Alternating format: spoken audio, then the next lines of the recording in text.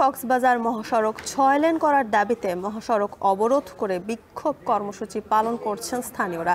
এতে সকাল 10টা থেকে কক্সবাজার, বান্দরবান ও দক্ষিণ চট্টগ্রামের বিভিন্ন উপজেলায় যান চলাচল পুরোপুরি বন্ধ রয়েছে।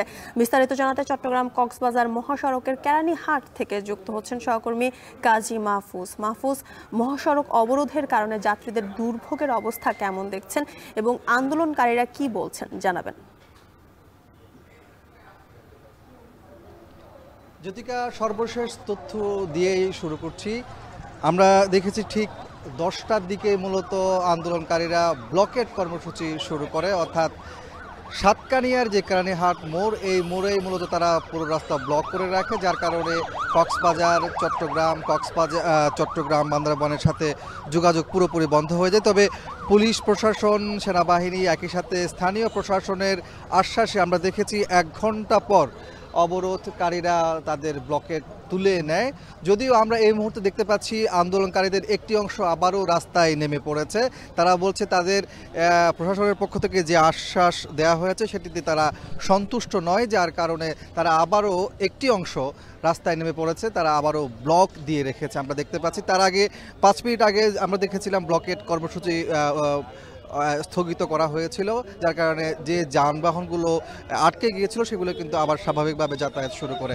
এই মুহূর্তে একটি অংশ যেহেতু আবারও ব্লক দিয়ে রেখেছে, যার কারণে আবারও আমরা দেখতে পাচ্ছি যানজট তৈরি হয়েছে, গাড়িগুলো থেমে আছে।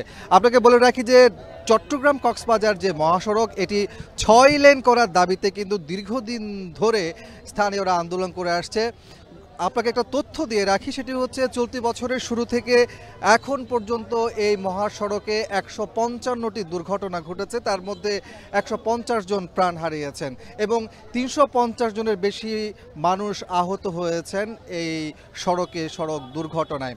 যার ফলশ্রুতিতে যারা আন্দোলন করছেন তারা বলছেন এতগুলো মানুষের জীবন যাওয়া এবং প্রতিটি রক্তের ফোঁটা তাদের এই দাবিকে আরও বেশি শক্ত করেছে, যার কারণে তারা বাধ্য হয়ে আজকে রাস্তায় নেমে এসেছে এবং ব্লকেট কর্মসূচি পালন করছে।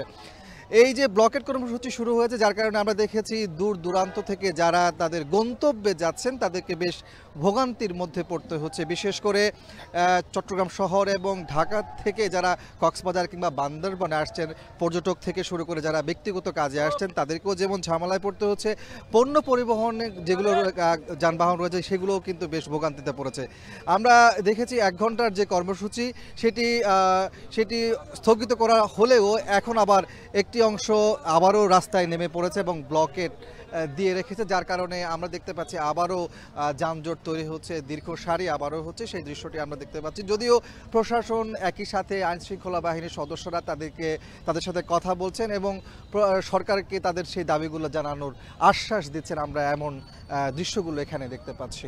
জ্যোতিকা, চট্টগ্রামের সাতকানিয়ায় মহাসড়ক অবরোধ কর্মসূচি চলছে, সে খবর জানাচ্ছিলেন কাজী মাহফুজ।